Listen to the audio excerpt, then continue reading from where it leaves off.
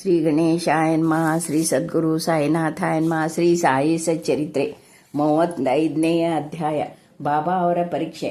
ಮಹಾಜನಿಯವರ ಮಿತ್ರ, ದಕ್ಷಿಣೆ, ಮಹಾಜನಿಯವರ ಯಜಮಾನ, ಅನಿದ್ರಿತೆ, ಬಾಳಾಜಿ ಪಾಟೀಲ್, ನೇವಾಸ್ಕರ್, ಉದಿಯ ಶಕ್ತಿ, ಸರ್ವರೂಪದಲ್ಲಿ ಸಾಯಿಬಾಬಾ. ಈ ಅಧ್ಯಾಯದಲ್ಲಿಯೂ ಉದಿಯ ಮಹತ್ವವನ್ನು ಚರ್ಚಿಸಲಾಗಿದೆ. ಇಲ್ಲಿ ಬಾಬಾ ಅವರು ಇಬ್ಬರನ್ನು ಆಶೀರ್ವದಿಸಿದ ವಿಷಯವನ್ನು ತಿಳಿಸಲಾಗಿದೆ. ಬಾಬಾ ಅವರ ಪರೀಕ್ಷೆ. ನಮ್ಮ ಆಧ್ಯಾತ್ಮಿಕ ವಿಚಾರಗಳಲ್ಲಿ ಪ್ರಗತಿ ಹೊಂದಲು ಮತಭೇದಗಳು ಅಡ್ಡಿಯಾಗಿರುತ್ತವೆ. ಪರಮಾತ್ಮನು ಆಕಾರವುಳ್ಳವನು ಎಂದು ಹೇಳುವುದೇ ಭ್ರಮೆ. ಸಂತರು ಸಾಮಾನ್ಯ ಮನುಷ್ಯರೆಂದು, ದೇವರು ನಿರಾಕಾರವೆಂದು ಕೆಲವರು ಹೇಳಿರುವುದನ್ನು ಕೇಳಿರ್ತೇವೆ. ಹಾಗಾದರೆ ನಾವು ಸಂತರ ಮುಂದೆ ತಲೆಬಾಗಿಯವರಿಗೆ ದಕ್ಷಿಣೆಯನ್ನೇಕೆ ಕೊಡಬೇಕು? ಇತರರಿಂದಲೂ ಈ ಆಕ್ಷೇಪಣೆ ಬಂದಿದೆ. ಈ ರೀತಿಯಾದ ಆಕ್ಷೇಪಣೆಗಳನ್ನು ಸಾಯಿಬಾಬಾ ಅವರ ಬಗ್ಗೆಯೂ ಸಹ ನಾನು ಸ್ವತಃ ಕೇಳಿದ್ದೇನೆ ಮತ್ತು ಕೇಳುತ್ತಲೇ ಇದ್ದೇನೆ. ನಾವು ಶಿರಡಿಗೆ ಹೋದಾಗ ಬಾಬಾ ಅವರು ನಮ್ಮನ್ನು ದಕ್ಷಿಣೆ ಕೇಳಿದರು. ಹಾಗೆ ಕೇಳುವುದು ಸಂತರಿಗೆ ತರವಲ್ಲ ಎಂದು ಹೇಳಿದವರು ಕೆಲವರಿದ್ದಾರೆ. ಬಾಬಾ ಅವರನ್ನು ತೆಗಳಲು ಶಿರಡಿಗೆ ಹೋಗಿ ನಂತರ ಅವರ ಪ್ರಾರ್ಥನೆ ಮಾಡಿ ಬಂದವರು ಅನೇಕರಿದ್ದಾರೆ. ಇಂತಹ 2 ಉದಾಹರಣೆಗಳನ್ನು ಈಗ ಮಾಡೋಣ. ಮಹಾಜನಿಯವರ ಮಿತ್ರ. ಕಾಕಾ ಮಹಾಜನಿಯವರ ಮಿತ್ರರೊಬ್ಬರು ನಿರಾಕಾರನಾದ ಪರಮಾತ್ಮನ ಆರಾಧಕರಾಗಿ ವಿಗ್ರಹ ಪೂಜೆಯನ್ನು ವಿರೋಧಿಸುತ್ತಿದ್ದರು. ಅವರು ಬಾಬಾ ಅವರಿಗೆ ನಮಸ್ಕರಿಸುವುದಿಲ್ಲ ಮತ್ತು ದಕ್ಷಿಣೆ ಕೊಡುವುದಿಲ್ಲ ಎಂಬ 2 ಷರತ್ತುಗಳ ಮೇಲೆ ಮಹಾಜನಿಯವರ ಸಂಗಡ ಶಿರಡಿಗೆ ಹೊರಡಲೊಪ್ಪಿದರು.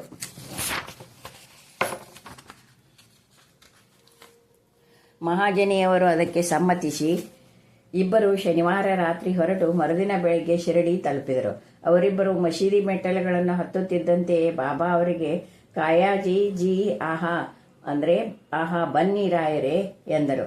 ಅವರ ಧ್ವನಿಯು ಮಧುರವಾಗಿತ್ತು. ಅದು ಕಾಕಾ ಮಹಾಜನಿಯವರ ಸ್ನೇಹಿತರ ತಂದೆಯವರ ಧ್ವನಿಯಂತಿತ್ತು. ಇದು ಅವರಿಗೆ ತಮ್ಮ ಸ್ವರ್ಗಸ್ಥ ತಂದೆಯ ನೆನಪನ್ನು ಮೂಡಿಸಿತು. ಅವರಿಗೆ ಸಂತೋಷ ಉಕ್ಕಿತು. ಆ ಧ್ವನಿಯಲ್ಲಿ ಅಂತ ಶಕ್ತಿ ಅಡಗಿತ್ತು. ಮಿತ್ರನು ಆಶ್ಚರ್ಯಚಕಿತನಾಗಿ, ಇದು ನನ್ನ ತಂದೆಯ ವಾಣಿ, ಇದರಲ್ಲಿ ಅನುಮಾನವೇ ಇಲ್ಲ ಎಂದು ನಿರ್ಧರಿಸಿ ತಮ್ಮ ಷರತ್ತುಗಳನ್ನು ಮರೆತು ಬಾಬಾ ಅವರ ಚರಣಗಳಿಗೆ ನಮಿಸಿದರು. ದಕ್ಷಿಣೆ. ನಂತರ ಬಾಬಾ ಮಹಾಜನಿ ಅವರಿಂದ ಮುಂಜಾನೆ 1 ಸಾರೆ ಮತ್ತು ಅವರು ಹೊರಡುವಾಗ 1 ಸಾರೆ ದಕ್ಷಿಣೆ ಕೇಳಿದರು. ಅವರ ಮಿತ್ರರಿಂದ ಅವರು ದಕ್ಷಿಣೆ ಕೇಳಲೇ ಇಲ್ಲ. ಆಗ ಆ ಮಿತ್ರನು ಕಾಕಾ ಅವರಿಗೆ, ಬಾಬಾ ನಿಮ್ಮಿಂದಲೇ 2 ಸಾರಿ ದಕ್ಷಿಣೆ ಕೇಳಿದರು ಎಂದರು. ಅದಕ್ಕೆ ಕಾಕಾ, ಬಾಬಾ ಅವರನ್ನು ನೀವೇ ಕೇಳಿ ಎಂದರು. ಆಗ ಬಾಬಾ ಅವರು, ಇದೇನು ಕಿವಿಮಾತು ಎಂದು ಕೇಳಲು ಮಿತ್ರನು, ನಾನು ದಕ್ಷಿಣೆ ಕೊಡಬೇಕೇ ಎಂದು ಕೇಳಿದನು. ಆಗ ಬಾಬಾ ಅವರು, ಅದನ್ನು ನಿನಗೆ ಕೊಡಲು ಮನಸ್ಸಿರಲಿಲ್ಲ, ಆದ್ದರಿಂದ ನಿನಗೆ ಕೇಳಲಿಲ್ಲ. ಈಗ ನೀನು ಕೊಡಬೇಕೆನಿಸಿದರೆ ಕೊಡಬಹುದು ಎಂದರು. ಆಗ ಅವನು ಕಾಕಾ ಅವರಷ್ಟೇ, ಅಂದರೆ 17 ರೂಪಾಯಿ ದಕ್ಷಿಣೆ ಕೊಟ್ಟರು. ಆಗ ಬಾಬಾ ಅವರು, ನನ್ನ ಮತ್ತು ನಿನ್ನ ಮಧ್ಯೆ ಇರುವ ಅದೃಶ್ಯ ಗೋಡೆಯನ್ನು ಕೆಡವಿ ಹಾಕು, ಆಗ ನಾವಿಬ್ಬರು ಪರಸ್ಪರ ಅರಿಯಬಹುದು ಎಂದು ಹೇಳಿ ಹೊರಡಲು ಅನುಮತಿ ನೀಡಿದರು. ಆಗ ಆಕಾಶವು ಮೋಡಗಳಿಂದ ಭಯಂಕರವಾಗಿ ಕಂಡರೂ ಸಹ ಬಾಬಾ ಅವರಿಗೆ ಸುಖ ಪ್ರಯಾಣ ಕೋರಿದರು. ಅವರು ಮುಂಬಯಿಗೆ ಬಂದು ತಮ್ಮ ಮನೆಯ ಬಾಗಿಲು ಕಿಟಕಿಗಳನ್ನು ತೆರೆದು ನೋಡಲಾಗಿ ಅಲ್ಲಿ 2 ಗುಬ್ಬಿಗಳು ಮೃತ ಹೊಂದಿ ಬಿದ್ದಿರುವುದನ್ನು ಕಂಡರು. 3ನೇ ಗುಬ್ಬಿ ಆಗ ತಾನೇ ಹಾರಿ ಹೋಯಿತು. ನಾವು ಕಿಟಕಿಗಳನ್ನು ಮುಚ್ಚಿ ಹೋಗದಿದ್ದರೆ ಎಲ್ಲ ಗುಬ್ಬಿಗಳು ಉಳಿಯುತ್ತಿದ್ದವು. ಅವುಗಳ ಹಣೆ ಬರಹ. ಆದರೆ 3ನೇದನ್ನು ರಕ್ಷಿಸಲು ಸುಖವೇ ಬಾಬಾ ನಮ್ಮನ್ನು ಕಳಿಸಿರಬಹುದು ಎಂದವರು ಭಾವಿಸಿದರು. ಮಹಾಜನಿಯವರ ಯಜಮಾನ. ಮುಂಬಯಿಯ ಸಲಹಾ ವಕೀಲ ಠಕ್ಕರ್ ಧರ್ಮೇಶಿ ಜೇಠಾಬಾಯಿ ಅವರಲ್ಲಿ ಕಾಕಾ ಮ್ಯಾನೇಜರ್ ಆಗಿದ್ದರು. ಯಜಮಾನ ಮತ್ತು ನೌಕರ ಇಬ್ಬರು ಪರಸ್ಪರ ಸಖ್ಯದಿಂದಿದ್ದರು. ಕಾಕಾರವರು ಆಗಾಗ್ಗೆ ಶಿರಡಿಗೆ ಹೋಗಿ ಅಲ್ಲಿ ಸ್ವಲ್ಪ ದಿನ ತಂಗಿ ಬಾಬಾ ಅಪ್ಪನೆ ಕೊಟ್ಟಾಗ ಹಿಂತಿರುಗುತ್ತಿದ್ದರು. ಇದು ಠಕ್ಕರ್ ಧರ್ಮೇಶಿ ಅವರಿಗೆ ತಿಳಿದಿತ್ತು. ಕುತೂಹಲದಿಂದ ಬಾಬಾ ಅವರನ್ನು ಪರೀಕ್ಷಿಸುವ ಠಕ್ಕರ್ ಹೋಳಿ ರಜಾ ದಿನಗಳಲ್ಲಿ ಕಾಕಾ ಅವರೊಡನೆ ಶಿರಡಿಗೆ ಹೊರಡಬೇಕೆಂದು ನಿರ್ಧರಿಸಿದರು. ಕಾಕಾ ತಮ್ಮೊಡನೆ ಹಿಂತಿರುಗಿ ಬರುವುದು ಖಚಿತವಾಗಿರಲಿಲ್ಲವಾದ್ದರಿಂದ ಇನ್ನೊಬ್ಬನನ್ನು ಸಂಗಡ ಕರೆದುಕೊಂಡು 3 ಶಿರಡಿಗೆ ಹೊರಟರು. ಕಾಕಾ ಜೊತೆಗೆ 2 ಸೇರು ದ್ರಾಕ್ಷಿ ತಂದಿದ್ದರು. ಶಿರಡಿಗೆ ಬಂದ ಮೇಲೆ ಎಲ್ಲರೂ ಬಾಬಾ ಅವರ ದರ್ಶನಕ್ಕೋಸ್ಕರ ಮಸೀದಿಗೆ ಹೋದರು. ಆಗ ಅಲ್ಲಿ ಬಾಬಾ ಸಾಹೇಬ್ ತರ್ಕಡ್ ಅವರು ಇದ್ದರು. ಠಕ್ಕರ್ ಅವರು ತರ್ಕಡರಿಗೆ, ಇಲ್ಲಿಗೆ ಏಕೆ ಬಂದಿರಿ ಎಂದು ಕೇಳಲು, ದರ್ಶನಕ್ಕೆ ಎಂದು ತರ್ಕಡ್ ಉತ್ತರವಿತ್ತರು. ಆಗ ಠಕ್ಕರ್ ಅವರು ಪುನಃ ಇಲ್ಲೇನಾದರೂ ಪವಾಡ ಜರುಗಿದೆ ಎಂದು ಕೇಳಿದರು. ಅದಕ್ಕೆ ಶ್ರೀ ತರ್ಕಡ ಅವರು, ಪವಾಡವನ್ನು ನೋಡುವುದು ತಮ್ಮ ಉದ್ದೇಶ ಅಲ್ಲವೆಂದು ಹೇಳಿ ಇಲ್ಲಿ ಭಕ್ತರ ಬಯಕೆ ಈಡೇರುತ್ತದೆ ಎಂದರು.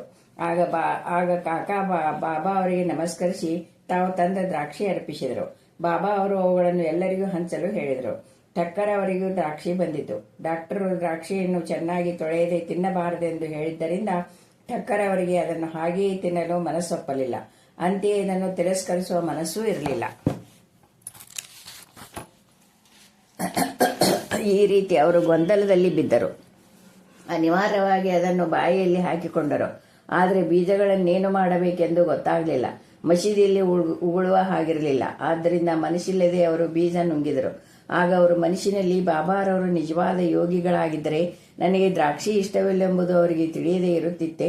ನನ್ನ ಮೇಲೆ ಈ ಒತ್ತಾಯ ಬೇಕೆ ಎಂದರು. ಈ ಯೋಚನೆ ಅವರ ಮನಸ್ಸಿನಲ್ಲಿ ಸುಳಿಯುತ್ತಿರುವಾಗಲೇ ಬಾಬಾ ಅವರಿಗೆ ಪುನಃ ಸ್ವಲ್ಪ ದ್ರಾಕ್ಷಿಯನ್ನು ಕೊಟ್ಟರು. ಠಕ್ಕರ್ ಅವುಗಳನ್ನು ತಿನ್ನದೆ ಕೈಯಲ್ಲಿ ಸುಮ್ಮನೆ ಇಟ್ಟುಕೊಂಡರು. ಬಾಬಾ ತಿನ್ನಲು ಹೇಳಿದರು. ಆಗ ಅವುಗಳನ್ನು ಅನಿವಾರ್ಯವಾಗಿ ತಿಂದರು. ಈಗ ಅವುಗಳಲ್ಲಿ ಬೀಜವಿಲ್ಲದಿರುವುದನ್ನು ಕಂಡು ಆಶ್ಚರ್ಯಚಕಿತರಾದರು. ಅವರು ಪವಾಡ ನೋಡಲು ಅಪೇಕ್ಷಿಸಿದ್ದರಲ್ಲವೇ? ಬಾಬಾರವರು ನನ್ನ ಇಂಗಿತವನ್ನರಿತು ದ್ರಾಕ್ಷಿಯಲ್ಲಿ ಬೀಜವಿಲ್ಲದಂತೆ ಮಾಡಿದರು ಎಂದು ಠಕ್ಕರ್ ತಿಳಿದುಕೊಂಡರು. ಇದು ಅದ್ಭುತ ಶಕ್ತಿ. ಮತ್ತೊಮ್ಮೆ ಪರೀಕ್ಷಿಸಲು ಸಹ ಅವರು ಕಾಕಾ ಅವರಿಗೆ, ನೀವು ತಂದಿದ್ದ ದ್ರಾಕ್ಷಿ ಎಂತಹದು ಎಂದು ಕೇಳಲು ಅವರು ಬೀಜ ದ್ರಾಕ್ಷಿ ಎಂದು ಉತ್ತರಿಸಿದರು. ಇದನ್ನು ಕೇಳಿ ಠಕ್ಕರ್ ಅವರಿಗೆ ಮತ್ತಷ್ಟು ಆಶ್ಚರ್ಯವಾಯಿತು. ತಮ್ಮ ನಂಬಿಕೆಯನ್ನು ದೃಢಪಡಿಸಿಕೊಳ್ಳಲು ಸಹ ಶ್ರೀ ಠಕ್ಕರ್ ಅವರು ಮತ್ತೊಮ್ಮೆ ಬಾಬಾ ಅವರು ನಿಜವಾದ ಸಂತರಿದ್ದರೆ ಈ ಸಾರಿ ದ್ರಾಕ್ಷಿಯನ್ನು ಮೊದಲು ಕಾಕಾ ಅವರಿಗೆ ಕೊಡಲಿ ಎಂದು ಮನಸ್ಸಿನಲ್ಲಿ ಅಂದುಕೊಂಡರು.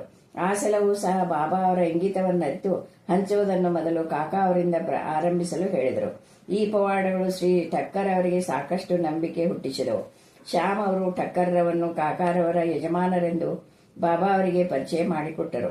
ಆಗ ಬಾಬಾ, ಇವರು ಎಂಥ ಯಜಮಾನರು, ಅವರಿಗೆ ಬೇರೆ ಯಜಮಾನರಿದ್ದಾರೆ ಎಂದು ಹೇಳಿದರು. ಕಾಕಾ ಸಂತಸಗೊಂಡರು. ಠಕ್ಕರ್ ಅವರು ಬಾಬಾ ಅವರಿಗೆ ನಮಸ್ಕರಿಸಿ ವಾಡಾಕ್ಕೆ ಹಿಂದಿರುಗಿದರು. ಮಧ್ಯಾಹ್ನದ ಆರತಿ ನಂತರ ಎಲ್ಲರೂ ಹೊರಡಲು ಅನುಮತಿ ಪಡೆಯಲು ಬಾಬಾ ಅವರ ಕಡೆಗೆ ಬಂದರು. ಶ್ಯಾಮ್ ಠಕ್ಕರ್ ಅವರ ಪರವಾಗಿ ಮಾತನಾಡಿದರು. ಆಗ ಬಾಬಾ ಅವರು, ಚಂಚಲ ಚಿತ್ತದ ಮನುಷ್ಯನೊಬ್ಬನಿದ್ದನು. ಅವನು ಆರೋಗ್ಯವಾಗಿಯೂ ಐಶ್ವರ್ಯವಂತನಾಗಿಯೂ ಇದ್ದನು. ಆದರೂ ಸಲ್ಲದ ವಿಷಯಗಳನ್ನು ಮನಸ್ಸಿಗೆ ಹಚ್ಚಿಕೊಂಡು ಅಶಾಂತಿಯಿಂದ ಇದ್ದನು. ಅವನ ಸ್ಥಿತಿಯನ್ನು ಕಂಡು ಕನಿಕರಪಟ್ಟು, ನಾನು ಅವನಿಗೆ, ನಿನ್ನ ಮನಸ್ಸನ್ನು ಒಂದು ಕಡೆ ನಿಶ್ಚಿತವಾಗಿ ಇಡು, ಹೀಗೇಕೆ ಚಂಚಲನಾಗಿರುವೆ, ಒಂದೇ ಸ್ಥಳವನ್ನು ನಂಬು ಎಂದು ಹೇಳಿದನು ಎಂದು ಉತ್ತರ ಕೊಟ್ಟರು. ಬಾಬಾ ಅವರು ತಮ್ಮನ್ನೇ ಉದ್ದೇಶಿಸಿ ಮಾತನಾಡಿದರು ಎಂಬುದು ಠಕ್ಕರ್ ಅವರಿಗೆ ತಿಳಿಯಿತು. ಅವರಿಗೆ ಕಾಕಾ ಅವರು ಸಹ ತಮ್ಮ ಜೊತೆಯಲ್ಲಿ ಹಿಂತಿರುಗಬೇಕೆಂದು ಮನಸ್ಸಿತ್ತು. ಬಾಬಾ ಠಕ್ಕರ್ ಜೊತೆಯಲ್ಲಿ ಹೊರಡಲು ಕಾಕಾ ಅವರಿಗೆ ಆಜ್ಞಾಪಿಸಿದರು. ಇದರಿಂದ ಠಕ್ಕರ್ರಿಗೆ ಸಮಾಧಾನವಾಯಿತು. ಆಗ ಬಾಬಾ ಕಾಕಾ ಅವರಿಂದ 15 ರೂಪಾಯಿ ದಕ್ಷಿಣೆ ಕೇಳಿ ತೆಗೆದುಕೊಂಡರು. ನಂತರ ಕಾಕಾ ಅವರನ್ನು ಕುರಿತು, ನಾನು ಯಾರಿಂದಲಾದರೂ 1 ರೂಪಾಯಿ ದಕ್ಷಿಣೆ ತೆಗೆದುಕೊಂಡರೆ ಅದರ 10ರಷ್ಟು ಹಿಂದಿರಿಸಬೇಕಾಗುತ್ತದೆ. ನಾನು ಉಚಿತವಾಗಿ ಏನನ್ನೂ ಪಡೆಯುವುದಿಲ್ಲ, ವಿವೇಚನೆ ಇಲ್ಲದೆ ಯಾರನ್ನೂ ಕೇಳುವುದಿಲ್ಲ. ನನ್ನ ಗುರುವು ಆಜ್ಞೆ ಮಾಡಿದ್ದರಿಂದ ಮಾತ್ರ ದಕ್ಷಿಣೆ ಪಡೆಯುತ್ತೇನೆ. ನನ್ನ ಗುರುವಿಗೆ ಅವನು ಋಣಿಯಾಗಿದ್ದರೆ ಮಾತ್ರ ಅವನಿಂದ ದಕ್ಷಿಣೆ ಪಡೆಯುತ್ತೇನೆ. ದಾನಿಯು ಬೀಜ ಬಿತ್ತಿ ಮುಂದೆ ಸುಗ್ಗಿಯ ಪೈರನ್ನು ಪಡೆಯುತ್ತಾನೆ. ನೀವು ಪೂರ್ವ ಜನ್ಮದಲ್ಲಿ ಕೊಡದೇ ಇದ್ದರೆ ಈ ಜನ್ಮದಲ್ಲಿ ನಿಮಗೆ ಸಿಗಲಾರದು. ಆದ್ದರಿಂದ ತೆಗೆದುಕೊಳ್ಳಲು ಮುಖ್ಯ ಸಾಧನ ಕೊಡುವುದು.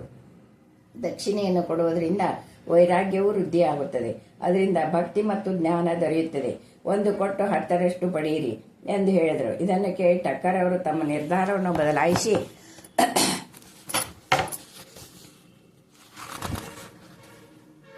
15 ರೂಪಾಯಿ ದಕ್ಷಿಣೆ ಕೊಟ್ಟರು. ತಮ್ಮ ಅನುಮಾನಗಳು ಪರಿಹಾರವಾಗಿದ್ದುದನ್ನು ಕಂಡು ಶಿರಡಿಗೆ ಬಂದಿದ್ದು ಒಳ್ಳೆಯದಾಯಿತು ಎಂದು ಸಮಾಧಾನ ಪಟ್ಟರು. ಎಲ್ಲ ಕಾರ್ಯವನ್ನು ಅವರೇ ಮಾಡುತ್ತಿದ್ದರೂ ಸಹ ಬಾಬಾ ವೈರಾಗ್ಯದಿಂದ ಇರ್ತಿದ್ದರು. ನಮಸ್ಕಾರ ಮಾಡಲಿ ಬಿಡಲಿ, ದಕ್ಷಿಣೆ ಕೊಡಲಿ ಬಿಡಲಿ, ಎಲ್ಲರೂ ಅವರ ದೃಷ್ಟಿಯಲ್ಲಿ ಒಂದೇ. ಯಾರನ್ನೂ ಅವರ ಅವಮಾನ ಪಡಿಸುತ್ತಿರಲಿಲ್ಲ ಅಥವಾ ತಮ್ಮನ್ನು ಪೂಜಿಸುತ್ತಿರುವರೆಂದು ಸಂತೋಷ ಪಡುತ್ತಿರಲಿಲ್ಲ. ಅನಿದ್ರತೆ. ಬಾಂದ್ರಾದ ಕಾಯಸ್ಥ ಪ್ರಭು ಜಾತಿಯವನೊಬ್ಬನು ಬಹಳ ಕಾಲದಿಂದ ಅನಿದ್ರತೆಯಿಂದ ನರಳುತ್ತಿದ್ದನು. ಅವನು ಹಾಸಿಗೆಯ ಮೇಲೆ ಮಲಗಿಕೊಂಡ ಕೂಡಲೇ ಅವನ ಗತಿಸಿದ ಅಜ್ಜ ಕಾಣಿಸಿಕೊಂಡು ಬೈದು ಶಾಪ ಕೊಡುತ್ತಿರುವಂತೆ ಭಾಸವಾಗುತ್ತಿತ್ತು. ಇದು ಅವನ ನಿದ್ರೆಯನ್ನು ಭಂಗ ಮಾಡಿ ಇಡೀ ರಾತ್ರಿ ವೇದನೆ ಪಡುತ್ತಿತ್ತು. ಅವನು ಬಹಳ ಚಿಂತೆಯಲ್ಲಿದ್ದನು. ಈ ಬಗ್ಗೆ ಬಾಬಾ ಅವರ ಭಕ್ತರೊಬ್ಬರನ್ನು ವಿಚಾರಿಸಿದನು. ಆಗ ಅವರು ಉದಿಯೇ ದಿವ್ಯೌಷಧವೆಂದು ಸಲಹೆ ಮಾಡಿದರು ಮತ್ತು ಸ್ವಲ್ಪ ಉದಿಯನ್ನು ಕೊಟ್ಟು ರಾತ್ರಿ ಮಲಗುವಾಗ ಸ್ವಲ್ಪ ಹಣೆಗೆ ಹೆಚ್ಚಿಕೊಂಡು ಉದಿ ಪಟ್ಟಣವನ್ನು ತಲೆದಿಂಬಿನ ಕೆಳಗೆ ಇಟ್ಟುಕೊಳ್ಳುವಂತೆ ಹೇಳಿದರು. ಅವರು ಇದರಂತೆ ಮಾಡಿ ಆ ರಾತ್ರಿ ಸುಖವಾಗಿ ನಿದ್ರೆ ಬಂದುದನ್ನು ನೋಡಿ ಆಶ್ಚರ್ಯಗೊಂಡರು. ಅವರು ಈ ಕ್ರಮವನ್ನು ಮುಂದುವರಿಸಿದರು. ರಾತ್ರಿ ಮಲಗುವಾಗ ಹಾಸಿಗೆ ಹತ್ತಿರ ಬಾಬಾ ಫೋಟೋ ತೂಗು ಹಾಕಿದರು. ಪ್ರತಿದಿನವೂ ಆ ಫೋಟೋಗೆ ಪೂಜೆ ಮಾಡತೊಡಗಿದರು ಮತ್ತು ಗುರುವಾರ ಹಾರ ಮತ್ತು ನೈವೇದ್ಯಗಳನ್ನು ಅರ್ಪಿಸತೊಡಗಿದರು. ಅನಂತರ ಅವರು ಸುಖವಾಗಿದ್ದರು. ಬಾಳಾಜಿ ಪಾಟೀಲ್ ನೇವಾಸ್ಕರ್. ಬಾಳಾಜಿ ನೇವಾಸ್ಕರ್ ಬಾಬಾ ಅವರ ಪರಮಭಕ್ತನಾಗಿದ್ದನು. ಅವನು ಬಾಬಾ ಅವರಿಗೆ ಶ್ರೇಷ್ಠತಮವಾದ ನಿಸ್ವಾರ್ಥವಾದ ಸೇವೆ ಸಲ್ಲಿಸಿದನು. ಬಾಬಾ ಅವರು ಹಾದು ಹೋಗುತ್ತಿದ್ದ ಶಿರಡಿಯ ದಾರಿಯನ್ನು ಅಚ್ಚುಕಟ್ಟಾಗಿ ಗುಡಿಸಿ ಶುಚಿಯಾಗಿಡುತ್ತಿದ್ದನು. ಇವನ ನಂತರ ಈ ಕೆಲಸವನ್ನು ರಾಧಾಕೃಷ್ಣ ಮಾಯಿ ಮತ್ತು ಅಬ್ದುಲ್ಲಾ ಇವರು ಮಾಡತೊಡಗಿದರು. ಬಾಳಾಜಿ ಸುಗ್ಗಿ ಮಾಡಿಕೊಂಡು ಧಾನ್ಯವೆಲ್ಲವನ್ನು ಮೊದಲು ಬಾಬಾ ಅವರಿಗೆ ಅರ್ಪಿಸುತ್ತಿದ್ದನು. ನಂತರ ಬಾಬಾ ಅವರು ಕೊಟ್ಟಷ್ಟು ಧಾನ್ಯ ಮಾತ್ರ ತೆಗೆದುಕೊಂಡು ಹೋಗಿ ಸಂಸಾರ ನಿರ್ವಹಣೆ ಮಾಡುತ್ತಿದ್ದನು. ಇದನ್ನು ಅವನು ಬಹಳ ಕಾಲದವರೆಗೆ ನಡೆಸಿಕೊಂಡು ಹೋದನು. ಅವನ ನಂತರ ಅವನ ಮಗನೂ ಸಹ ತಂದೆಯನ್ನು ಅನುಸರಿಸಿ ನಡೆದುಕೊಂಡನು. ಉದಯ ಶಕ್ತಿ. ಅಂದು ಬಾಳಾಜಿಯವರ ಶ್ರಾದ್ದ. ಅನೇಕ ಅತಿಥಿಗಳು ಮನೆಗೆ ಬಂದರು.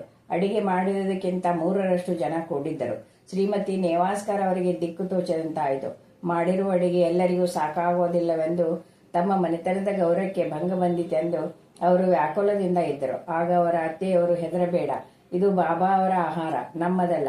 ಆಹಾರದ ಪಾತ್ರೆಗಳನ್ನು ಬಟ್ಟೆಯಿಂದ ಮುಚ್ಚು, ಅವುಗಳ ಮೇಲೆ ಸೂದಿಯನ್ನು ಸಿಂಪಡಿಸು, ನಂತರ ಊಟ ಬಡಿಸು. ಸಾಯಿಬಾಬಾ ಅವರು ನಮ್ಮನ್ನು ಈ ಕಷ್ಟದಿಂದ ಪಾರು ಮಾಡುವರು ಎಂದು ಸಮಾಧಾನ ಹೇಳಿದರು. ಹಾಗೆ ಮಾಡಲು ಆಹಾರವು ಎಲ್ಲರಿಗೂ ಸಾಕಾಗಿ ಇನ್ನೂ ಹೆಚ್ಚಿಗೆ ಉಳಿದು ಹೋಯಿತು. ಭಕ್ತಿಯಂತೆ ಅನುಭವ. ಸರ್ವ ರೂಪದಲ್ಲಿ ಸಾಯಿಬಾಬಾ. ಶಿರಡಿಯ ರಘು ಪಾಟೀಲ್ ಎಂಬವರು ಒಮ್ಮೆ ಬಾಳಾಜಿ ಪಾಟೀಲ್ರನ್ನು ಕಾಣಲು ನೇವಾಸಕ್ಕೆ ಹೋಗಿದ್ದರು. ಆ ರಾತ್ರಿ ದನದ ಕೊಟ್ಟಿಗೆಯಲ್ಲಿ ಒಂದು ಸರ್ಪ ಬುಸುಕುಟ್ಟುತ್ತಿದ್ದುದನ್ನು ಕಂಡರು. ದನಕರುಗಳು ಗಾಬರಿಯಿಂದ ಅತ್ತಿತ್ತ ಓಡಾಡತೊಡಗಿದವು. ಮನೆಯವರೆಲ್ಲ ಗಾಬರಿಯಾದರು. ಆದರೆ ಬಾಳಾಜಿಯವರು ಮಾತ್ರ ಸಾಯಿಬಾಬಾ ಅವರೇ ಸರ್ಪ ರೂಪದಲ್ಲಿ ಬಂದಿದ್ದಾರೆಂದು ಭಾವಿಸಿ ಒಂದು ಲೋಟ ಹಾಲನ್ನು ಸರ್ಪದ ಮುಂದೆ ತಂದಿಟ್ಟು, ಬಾಬಾ, ಏಕೆ ಬುಸುಗುಟ್ಟುತ್ತಾ ಸಪ್ಪಳ